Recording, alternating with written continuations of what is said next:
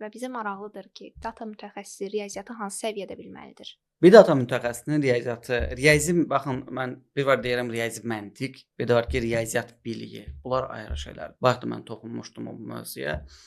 Riyazi məntiq sizin rəqəmlərlə işləmə bacarığınızı göstərən, zəkanızı qiymətləndirən bir meyardır deyək. Amma riyaziyyat biliyi başqa bir mövzudur.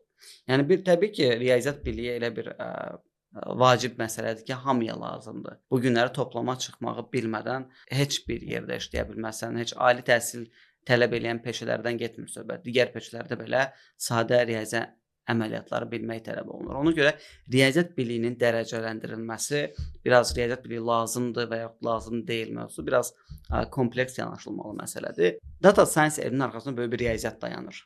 Mən məsələyə belə toxunmaq istəyərdim ki, bir data scientist, bir data mütəxəssisi data science-i həyata keçirmək üçün lazım olan riyazi biliklərin hamısını bilmək məcburiyyətində deyil. Əvvəllər qədimdə Osmanlı yeniçəriləri var idi. Əllərini mərmərə vurardılar, əl biraz böyüyərdi və bir şapalağa düşməni öldürərdilər, belə deyək də.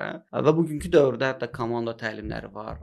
Hərbiçilər döyüşlərə hazırlıq üçün çox sıx təlimlərdən, məşqlərdən keçirlər. Amma bir düşünün ki, bir Bayraktar cihazı çıxdı.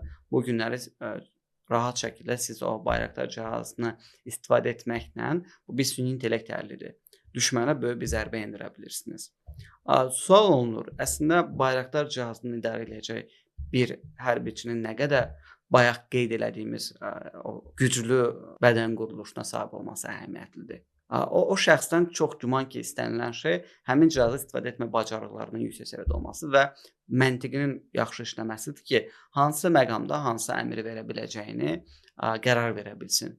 Əslində o əmri icra edən cihaz özü süni intellekt əllidir və özü nişanlı da alacaq, hər bir şey həyata keçirə biləcək. Eyni formada ya da ki, bir sürücü düşünün. Bir avtomobil sürücüsünə demək nə qədər doğru olardı ki, sən avtomobili tamamilə təmir eləməyi bacarmalısan. Təbii ki, avtomobil təmir eləyə bilən bir sürücü, təmir eləyə bilməyən bir sürücüdən daha üstündür.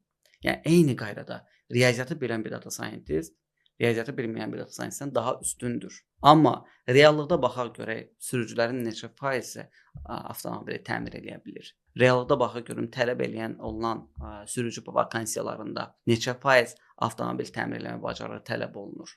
Demək olar, çox az bir hissəsində. Eyni qaydada bu günləri bir data scientistdən onun data science elminin formalaşmasını tələb eləyən riyaziyyat elmi tam formada istənilmir, tələb olunmur.